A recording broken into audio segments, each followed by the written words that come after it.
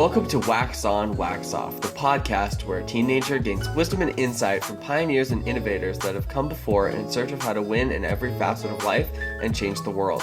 I'm your host, Solomon Cole, and let's get into today's episode.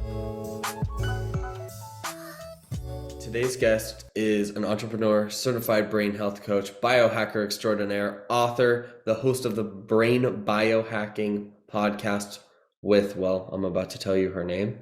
I'm so blessed to welcome to Wax On, Wax Off today's modern day Mr. Miyagi, Kayla Barnes. Kayla, I'm so happy to have you on the podcast. I'm really excited to have you here. Starting off with the first question, what do you do and why do you do it? Well, first of all, it's a pleasure to be here.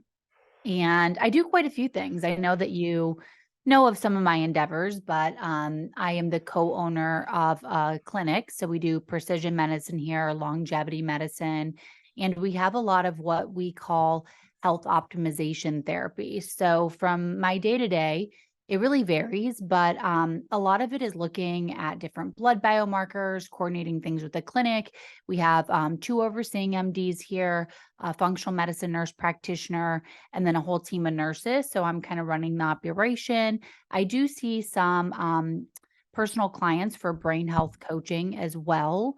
And then I have my podcast. So I also have a podcast called Brain Biohacking with Kayla Barnes. And so I interview a variety of different, entrepreneurs, scientists, PhDs, MDs, all in the health range. As you know, your father has been on my podcast and will be coming on again soon to discuss his new book. Mm-hmm. And then from there, I create content. For me, that's pretty easy. I've grown a really amazing community on Instagram, but it's such a passion for me.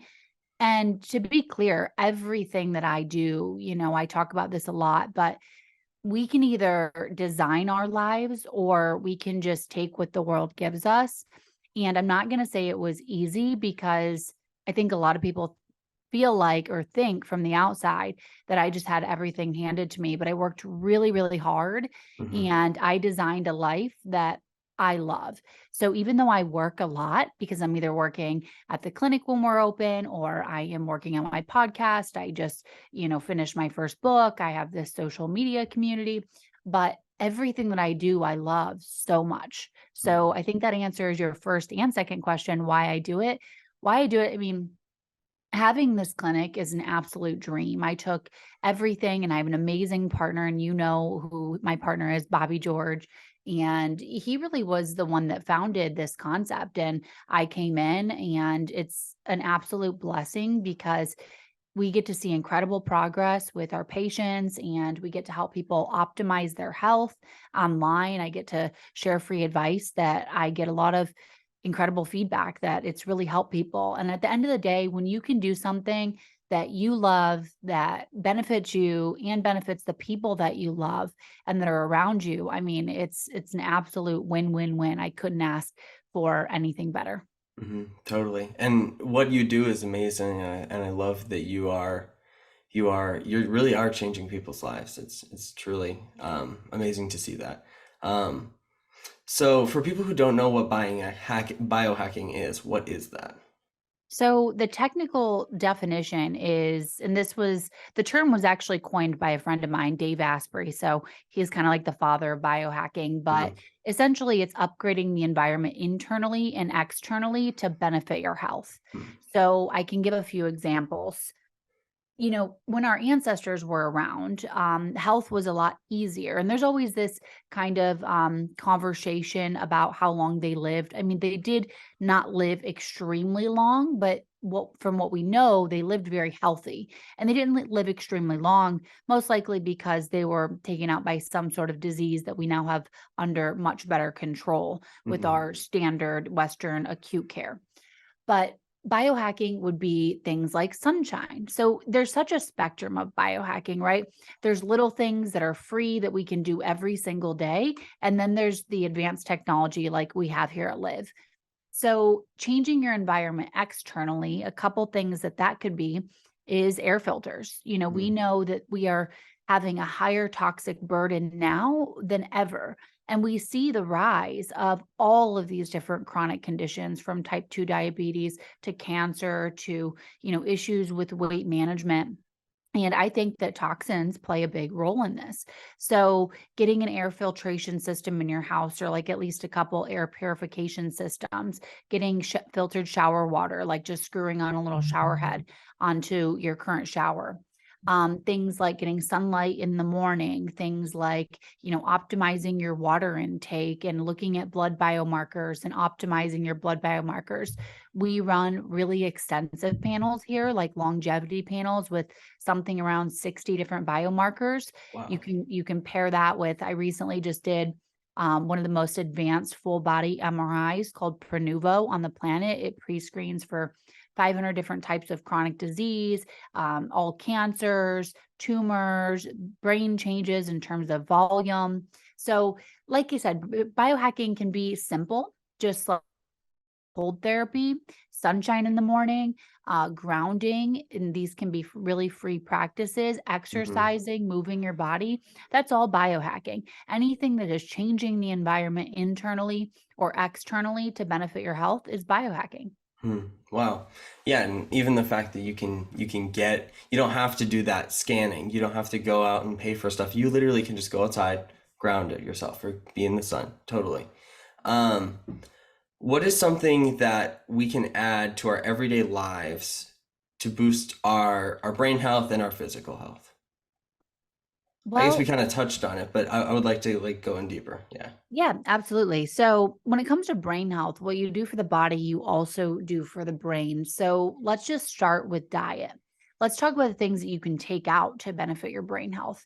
So, things like packaged and processed goods. So, food and calories is not, every calorie is not equal. You could maintain weight or maybe even lose weight if you were on a very regimented daily caloric intake of packaged goods that was, let's say, 1,200 calories. And please don't quote these numbers. It's all dependent on how much you weigh, what your goals are. I'm Hmm. just giving an example here. Yeah. But the calories are information, because 1,200 calories of really high quality foods like grass-fed steak and healthy fats like avocado, maybe even some ghee, is so different. It's a different piece of information for your body than a Snickers bar or a packaged good. And many times, even these bars, like if there's marketing around it being healthy, then it's probably questionable, and you want to look at the ingredient package. So nutrition is the base of brain health, because our brain, even though it's only 2 to 3 pounds, it actually uses about 30% of our daily caloric intake. So every piece of food that I put into my body, I'm wondering, is this going to harm or help my brain? Mm, And that's why eating a lot of really high quality protein is super important, not only for body composition, things like adding muscle and maybe losing weight and mhm, satiety, but it's also so important because protein is the building blocks for our neurotransmitters. mhm, Very important in terms of protein intake. And you want to do high quality proteins, things like grass fed, grass finished meats, if you can, wild caught salmon, things of that nature. But you want to completely reduce or eliminate, if possible, these packaged goods, because it's not giving our brains good information. mm, The next thing that is really amazing for brain health is exercise and just walking. So we have exercise, like more strenuous exercise in the gym. We know that that actually releases something called BDNF, brain derived neurotrophic factor, and that boosts the production of new neurons. So, impact neuroplasticity, which is the brain's ability to rewire and change throughout time, and it gets much more blood flow going to the brain. So the brain, as we already discussed, is a very energy consumptive organ. So we need a lot of not only nutrients, but also blood flow to the brain. And so, from a very basic level, exercise is, I believe, the best thing that you can do for your body. If you focus on nutrition and exercise, you're going to be in a vastly better position. And mhm, then the third thing for brain health, which is also free, is getting really high quality sleep. So when we sleep, our brain's glymphatic system is activated. And the glymphatic system is actually our brain's cellular waste and clearance process. So while we're sleeping, the brain is certainly not just also sleeping, it's doing a lot of kind of cleanup work. It's sorting through memories throughout the day or events throughout the day to determine what's going to be saved in our long and short-term memory. So high quality sleep is so incredibly important. And there's a lot of research out there stating that just even one night of poor sleep, and especially ongoing poor sleep, can increase our insulin levels and our glucose. It can increase cravings, so it makes it harder to eat healthy the next day. It decreases creativity. It can even increase blood pressure.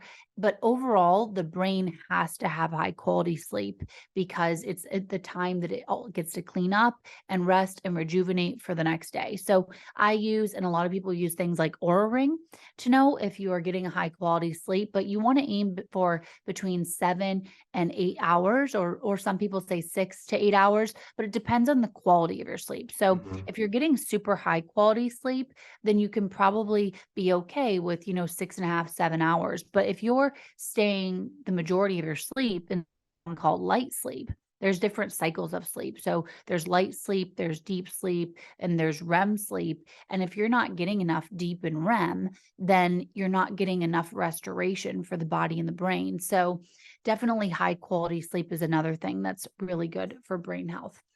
And to go back to nutrition too, there's a couple of what people deem as brain food. So the diet from Dr. Amen is something along the lines of wild caught fish, because we need that DEA and EPA. I also do supplementation of fish oil. And then dark leafy greens. You want healthy fat like avocado and EVOO and some maybe ghee if you like that. And then blueberries are a superfood for the brain. So the darker the fruit, the lower the GI it's going to be. And GI is glycemic impact.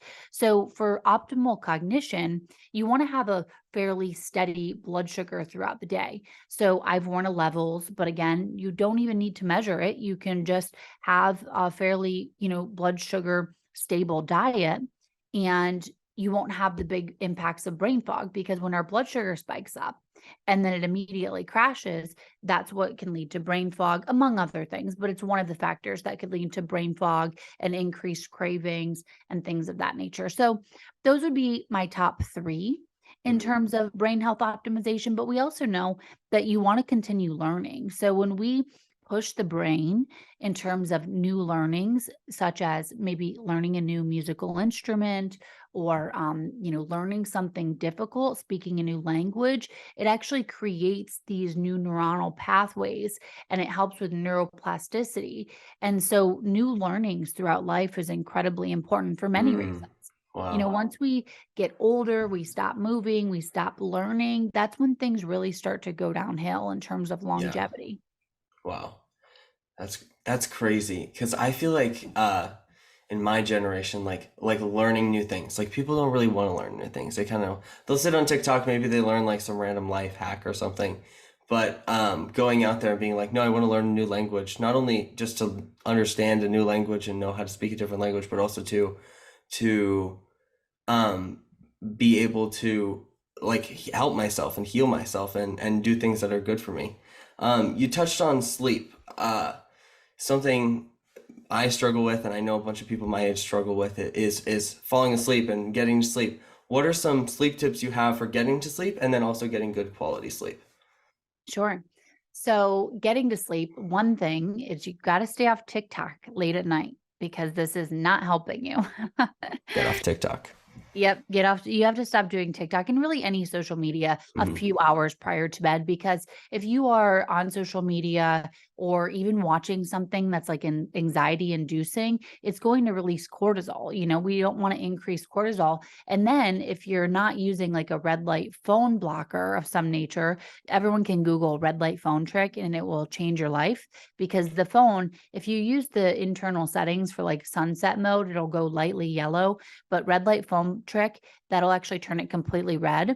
Because if we're continuing to have melatonin suppressed by these blue lights, whether that be TV or your overhead light or your phone, then we're not going to be suppressing melatonin in the way that we should be.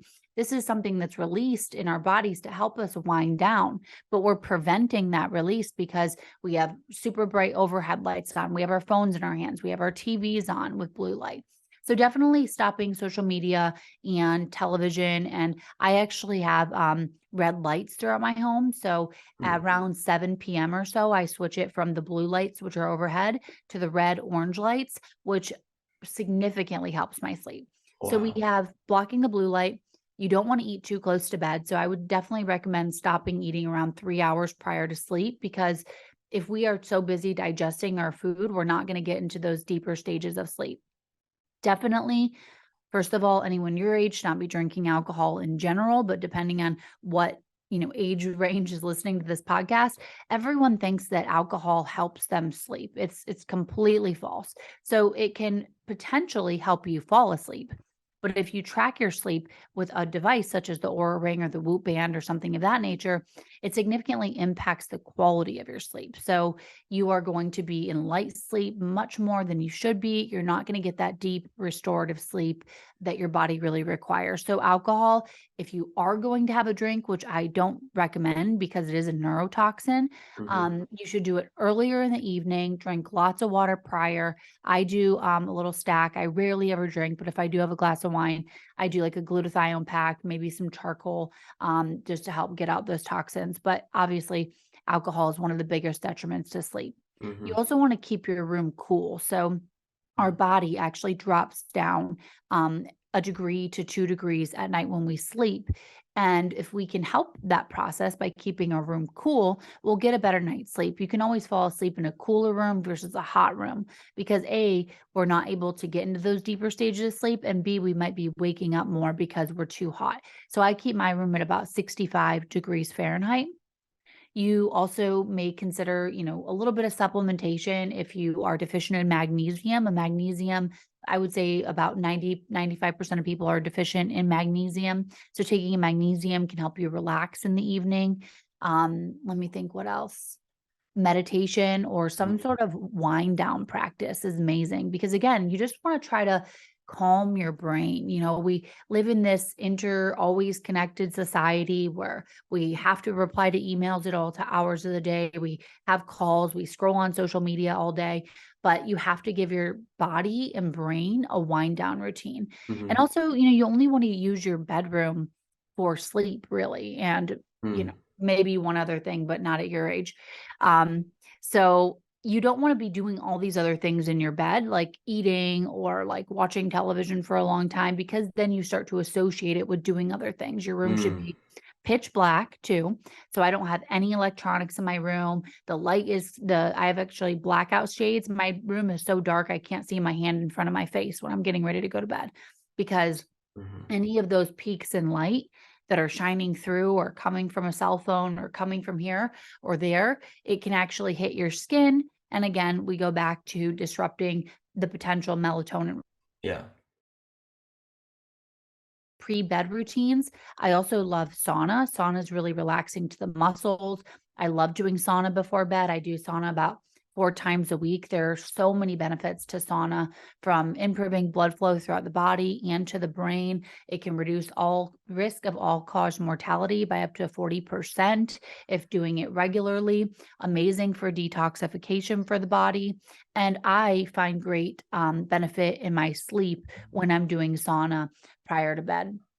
The other thing is we have to talk about our circadian rhythms. So our circadian rhythm is our natural sleep-wake cycle. Everyone's can be slightly different depending on sleep chronotype. So your natural propensity to wake up either super early or a little bit later. But what we're doing as a society is we're completely dysregulating our circadian rhythms because we are eating at the wrong hours. We're eating too close to bed. Our bodies aren't prepared for this. They want to have a very standard cycle. So that's why you have to eat earlier. If you eat right before you go to bed, your body's like, okay, we just ate. It's probably sometime around dinner, right? And then you're on the phone with the blue light. So one of the best things to actually anchor your circadian rhythm is to get up and get natural sunlight in the eyes. That's going to Mm. help your sleep later because it's going to let your brain know that it's time to wake up. So Mhm. if you get outside first thing in the morning, get 10 to 30 minutes of sunlight in the eyes. You don't want to stare directly at the eyes or at the sun. It shouldn't actually hurt your eyes. So, exercise common sense here, but you want to get some sunlight into the eyes. And then also throughout the day, we are light beings. We evolved in rising with the sun, going to sleep with the sunset, and making contact with the earth. All these things will definitely help sleep in the grand scheme of things.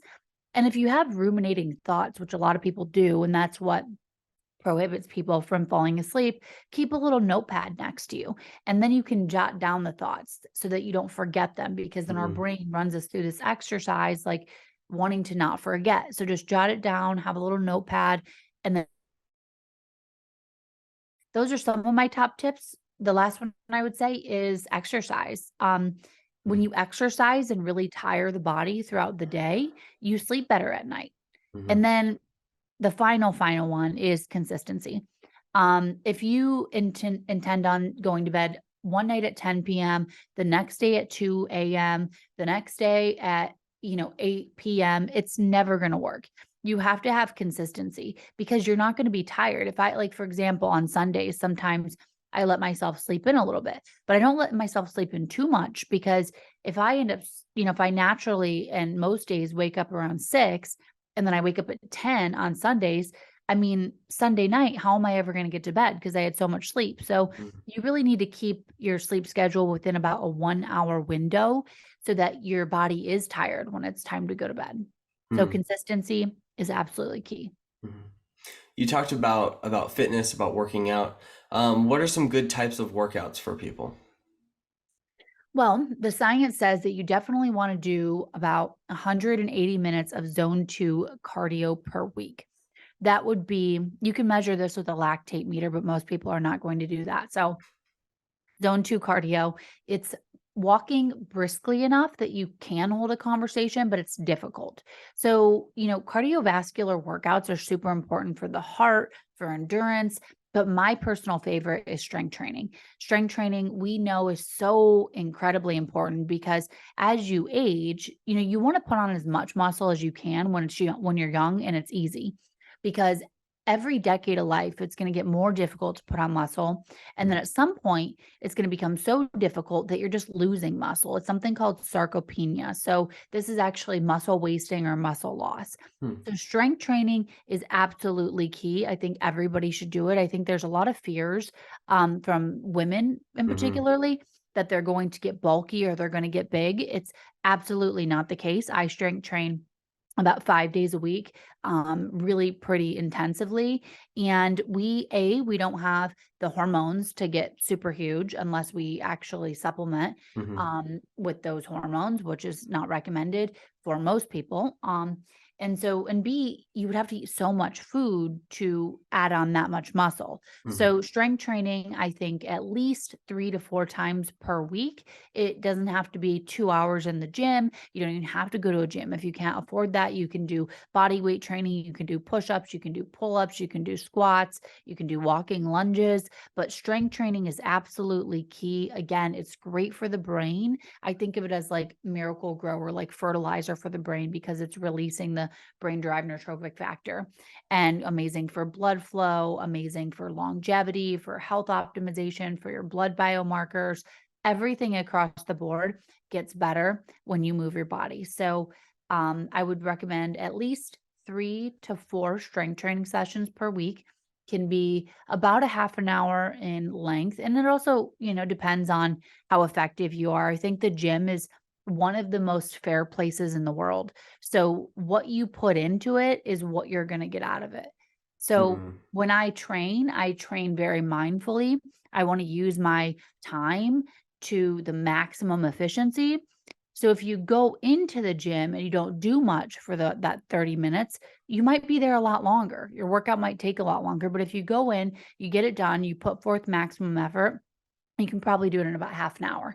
So this is like optimal. This is like someone that wants to optimize their health completely. 180 minutes of zone 2 cardio, 3 to 4 strength training days per week.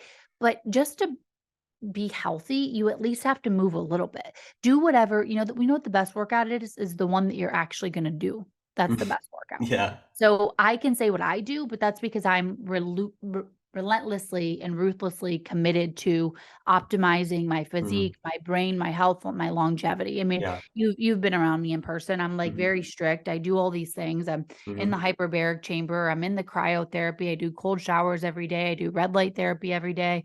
I do PEMF. I have an infrared sauna. I do ozone sauna. And we could talk about all this stuff, more in more detail. Mhm. But the best workout is the one that you're going to do. So build it Mhm. in.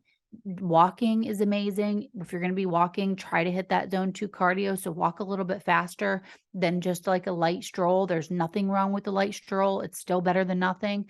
But try to find a workout routine that you can stick to and find something that you love too. The other option is it doesn't have to be so scientific. If you love playing sports, I mean, that's a great workout. Mhm. You can run, you can do track with friends, you can play volleyball, you can play basketball, you can get on like a softball league, just do something to keep moving. And Mhm. I'm not going to say that, you're not going to be a bodybuilder or anything, which is playing softball a few times a week, but you can definitely, improve your health with doing Mhm. something of that nature. Totally. Um, some things that I see that are people are saying like, "Oh, it's for health," is smoking weed and doing shrooms. Are those actually healthy for us, or are they bad for us? Mm, I'm going to get a lot of hate for this. But I used to post more about the actual effects of marijuana. And then it got to be so many negative comments that I just stopped doing it, to be honest, because I Mhm. don't have the time right now to manage them. Yeah. But at the end of the day, I mean, the brain scans show that marijuana is not good for your brain. It reduces blood flow in the brain. And if you think about what we talked about prior, we need really good blood flow in the brain. It's what keeps the brain healthy. And at the end of the day, if you need medical marijuana because it is making your life exponentially better and more enjoyable, then I understand that. But if you're smoking marijuana for the benefit of health, it's not a health habit. Mhm. Um, Psilocybin, I think that there could be in really controlled settings some interesting um, neuroplasticity benefits, but that's very different than doing it casually Mhm. just for fun or for the experience. So, Mhm. and all of this, of course, should be done at an age appropriate time, right? Because we know that adolescents are so much more susceptible to the negative impact of different, you know, Mhm. brain changing or mind altering, because they do alter your mind, Mhm. substances. So definitely none of this should be done until you are of age. And I'm not condoning any of it anyway. I just think that there's some potentially interesting studies coming out Mhm. in regards to clinically applicable what they may be doing in the future with psilocybin, but neither of them, in my opinion, are health habits. Yeah. Yeah, I don't know if you know Paul Stamets, but his Stamets stack and the research behind psilocybin is pretty crazy. I heard him talk about it. I went to one of his talks once and it was pretty insane. You're Christian, correct? I want to Yes, before I ask. I Yeah, am. okay. Mhm. Um, what role does your relationship with God play in your life? It's ever evolving, I think, and I think a Mhm. lot of Christians that I know feel the same, right? I think that as a human being, morals are incredibly important, and following God, that's how I was raised, that's how I live now, Mhm. is very important. And I think we live in a time where I suppose we're not sure of what our morals are, so people kind of tend to go anyway. Mhm. But for me, having a relationship with God really keeps me grounded, and it reminds me all the time that there is something so much bigger than myself. And I think it just really, yeah, it kind of roots me in morals and keeps me grounded. And it also offers a great opportunity for building community with Mhm. like-minded people. I Mhm. actually host a Bible study, Mhm. and it's a really incredible way to meet new friends and find people that are interested in the same thing you are. I don't necessarily, think that I should preach about having like a relationship with God, but I think that people, when they do find a relationship with God, find themselves to be a little happier overall. But that's just my personal experience. Yeah, I think it's really important. I've talked about it on the podcast before, but I think it's really important to have something that you do that's outside of yourself. Like serve in a way that's outside of yourself, whether you're serving people or whether you're going to church or whether you're praying. I think that plays a vital role in your life, and I think that it's really healthy for us as people. So this is a question that I asked that's reoccurring on the podcast, and it's kind of just become a thing. So I'm gonna ask it again. Um, do you think social media should exist? Like if you had a button, and if you press the button, social media gone. Would you press the button? I would alter the button. I think that Hmm. there's no real good reason that children should be on social media. I think it's really detrimental to mental health. We have an absurd amount of filters. I mean, teenage girls, I think, are suffering more than Mm-hmm. anyone.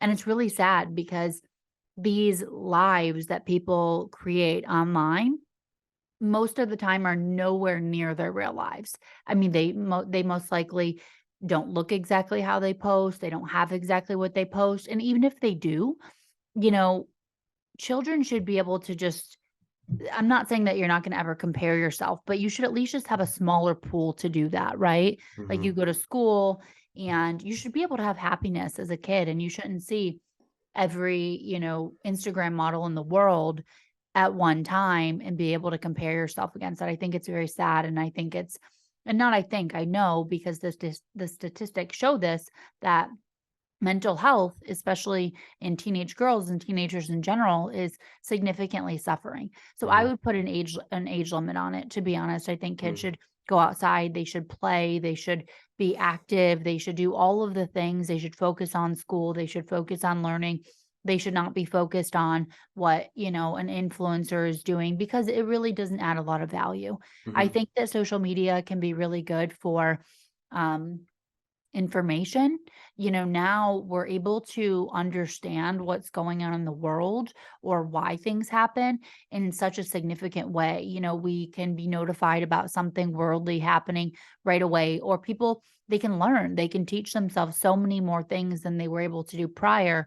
Mm-hmm. And I think it's great for, health information. You can have access to someone like your dad or Andrew Huberman or even people on my platform. They can learn something that they're interested in. And Mm-hmm. I think that's amazing. But I just don't think that children should be doing that because it's not 100%. fair. So, Mm-hmm. yeah, that's Do what I you would do. do you have a specific age cap that you think you would choose? I think 18. I mean, I That's know that fair. that's a bit annoying, but that's when, you're legally an adult. And I just Mm-hmm. think that, your brain is not even fully developed until you're 100%. 25. Yeah. So if you're making decisions today based on an fully not developed brain, then that could be problematic in the future. So, I mean, I don't know, maybe 16 because you can drive a car then, but still, I think that that age between like 13 and 17 is where some of the most damage happens with, Mm-hmm. mental health. So that's what I would do. Totally. I know when I have kids, really phones and screens are going to be ultra limited. I'm going to be homeschooling my kids. We're going to live in the middle of nowhere and they're going to like play with cows and they can be exposed to these things later. I don't want to put that burden on them. Yeah, I mean, your kids will be amazing if you do that because like my dad didn't give me social media until I was 16. And honestly, I think if they would have waited longer, it would have been just as good.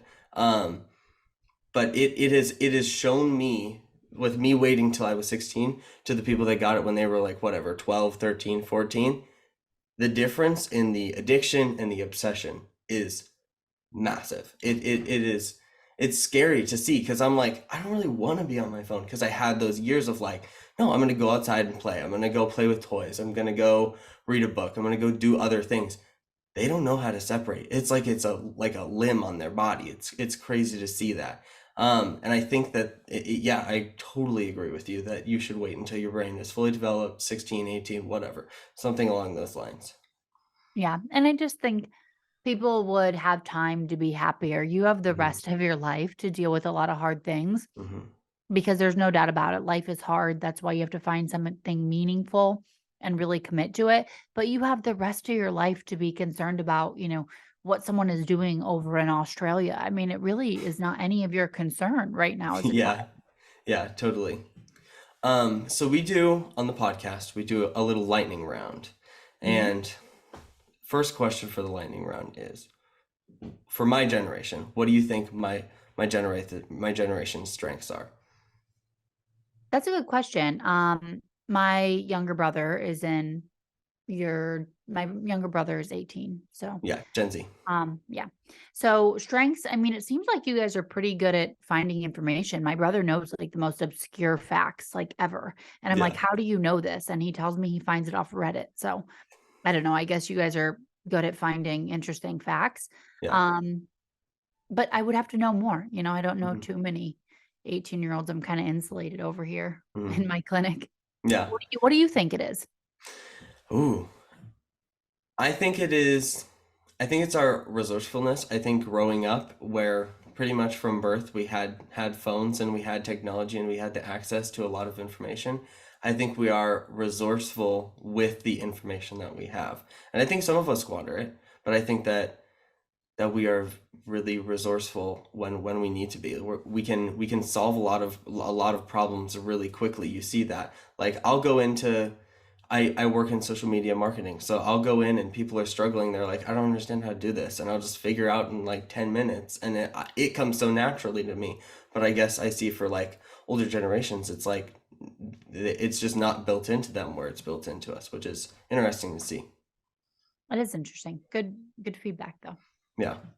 What would you say are my generation's biggest weaknesses? I mean, that's a little unfair, but um and again, I don't have a great perspective on Mm. this. I think maybe and I'll just be honest, like potentially a little bit of entitlement and Mm. maybe a little bit of a lesser work ethic. A lot of people if I'm doing interviews or something. It seems like a lot of people just want to get to the top immediately. And same thing with my brother. So I only have my brother to use as a Mm. perspective, but they don't realize how much work goes into it. I mean, Bobby. Bobby has been working. I mean, he's incredibly successful now, but he's been working like every hour of his life since he's been, super early 20s, as soon as he graduated college. Like, he doesn't have to work as much now, but he still does because maybe the older generations have this like really ingrained work ethic, whereas I feel, and again, I could be totally wrong, so Mm. don't quote me on this, but maybe a little bit less of work ethic because again, I think social media has like developed this idea that you can just grow up and be an influencer Yeah. and like get a Bugatti or something Yeah. and post pictures in it with a tiger, and that's going to be your profession. I don't know if that's a real thing or not. Yeah. Am I I don't think way it off? is. Am I am I way off base here? What do you think the faults of your generation are? Yeah, I totally agree with you. I think that because we are entitled and because we grew up having all this information and everything's just like kind of at the click of a button, whenever we have to get to that point where we're like, okay, well, it's not at the click of a button, what do we do? We kind of just are like, well, we'll go give up on that and go do a different thing. I think the lack of work ethic, and I think I guess this kind of goes hand in hand, but the lack of the ability to do hard things. I think that has been forgotten. And doing hard things is just not something that's in people's brains. They're like, wait, I don't want to do it, so I should still do it. That doesn't make sense. And I'm like, yeah, like that's really why I created this podcast is for the people who either are like, I like doing hard things and I wanna do hard things and succeed at doing them, or the people who are like, I struggle at doing hard things and I need help. That's really for those people. That's why I created this podcast. Yeah. Well, good. That's important. You should talk about how you're doing 75 hard and all the things you do. I mean, when you come into the clinic, you're like doing cryotherapy. That's hard. You Yeah. want to do all the treatments, but Hmm. there is no life hack. There really is not to be successful. You don't have to be the smartest person in the room, but you have to be the hardest working. And that's why, I love that you're doing this and I love this for you. And I've been around you when you've been around incredibly successful men and you're really listening and tuned in. But, you can get all the pieces of information, but you got to outwork everybody else. And that's how Mhm. you really succeed. And, in health, like, I'm not trying to promote this unrealistic status of like burnout. No, I mean, you work, but then that's why I invest so much time into my health. That's why I go to bed at an early hour. I don't work until 1 o'clock in the morning. I sleep really well, so I'm energized and I'm productive during the day, but then I go to bed early. And so you do have to work hard, but you also do have to prioritize yourself at the same time. But at the Mhm. end of the day, there is no like, fast, super fast track to getting anything amazing in life other than putting in the work. So Mhm. I'm glad that you're doing this because you can speak to people. Um, in Gen Z and otherwise. Because look, I mean, I'm obviously older than you are, and there's also people that are my age and Mhm. older that still aren't doing anything in Mhm. terms of discipline. They still don't want to do the hard things. And you will never get to be the person that you want to be in all areas of life, in your personal relationships, in your professional endeavors, in your health. I mean, I think having a six pack is more rare than being a millionaire. And Mhm. these are like statistics. It's like wild. So if you want to get the best of everything, you absolutely have to put in the effort and the time. And we see that over and over and over again. Mhm. Totally. You're a very successful entrepreneur. Like you talked about earlier, you have achieved your dream. You're like that your clinic is one of your dreams. Um, what is your biggest advice for entrepreneurs or people who want to become an entrepreneur? Do something that you find incredibly meaningful, because without that, without having a lot of meaning attached to something, you probably won't have the wherewithal to see it through. Hmm. With that being said, I started my first business. I mean, I was 17 years old and I had no idea what I was doing back then, but I did start something. So I've always been very entrepreneurial, and you have to be willing to work harder than everyone else because it's just a fact. Hmm. But my other piece of advice would be to really invest in learning protocols that can make you feel better, that can make you more effective. Hmm. Because when you're driving super hard and you're really reaching for a goal and you're putting in the effort, you have to be able to recharge. My other second best piece of advice, and it seems like you're doing a good job of this, is find amazing mentors. The saying, you are who you surround yourself with, is the most true thing I've ever heard. And Hmm. it's so legitimate. So, if you wanna, be healthier, hang out with healthy people. If you wanna be good in business, hang out with people that are good in business. If Hmm. you want to build an amazing podcast, then hang out with people that have built an amazing podcast. You're going to move so much faster through the world when you realize, A, that you don't know anything and you start every day with a fresh start and an open mind, and you learn from other people's mistakes instead of having to make those same mistakes yourself. Hmm. So find amazing mentors and friends. If you have friends that are like constantly negative and toxic and pulling you down, then Hmm. it's going to slow your speed down substantially. And actually, the third thing I would recommend is invest in yourself. I have done so many courses and continued education and all of this investment into myself, reading books, listening to podcasts, again, advanced education, things of this nature. I'm always usually enrolled in some type of course learning, because that is something no one can ever take away from you, is the knowledge that you have. So Hmm. the bags, the cars, the materialistic things. I'm not saying never buy anything nice for yourself, but first invest in yourself, because you're going to make yourself so valuable that everyone's going to want to do something with you, but only if you're that valuable. Business people, they don't care if you walk in with like a Chanel bag and, all these nice clothes and stuff. If you don't have knowledge that they find useful, none of that other stuff matters. Hmm. That's so true. Wow. That is valuable right there. That yeah. Um, how do you define success? It's changed a lot over the years, that's for sure. I definitely used to look at success in terms of like only financial metrics and things of that nature. I just made a post the other day and basically said what the world says success is. And it's like, big house, nice car, great bank account, access to like multiple, relationships or partners, like that seems to be glamorized this day and age instead of like, monogamy, which I think is far better. I think finding someone that you can do life with is much better. But Mm-hmm. anyways, that's like what the world says. Oh, get a lot of followers, get a lot of money, get fame. And to some, maybe that's what truly makes them happy. But for me, definitely doing something that I love, and I've managed to sort that out for myself. So, aligning what I love the most with what I do, because we spend most of our time at work. We spend more time at work than we do with our families or anyone else. So, you have to do something you love. Not saying money doesn't matter because, there's a threshold in which it does because it gives you stability, which is super important. Um, but really, success to me is finding peace of mind and doing something that I love. I mean, in the next few years, I really had some audacious goals for myself before I wanted to move into the next phase of having a family. But Mm-hmm. that's definitely going to be part two of what makes me happy. But I think it could be different for everybody. But that's what success is to me, is having high quality relationships, happiness, and doing what I love. What Mm-hmm. about you? Mm. I would say success to me. There's a part of it that's financial. You wouldn't be financially free, and you would not have to worry about money. I- Um, but I would say for me, success is doing something that I love, surrounded by people that I love. I think it's really simple. That's like that. If I can have that, that's all I need.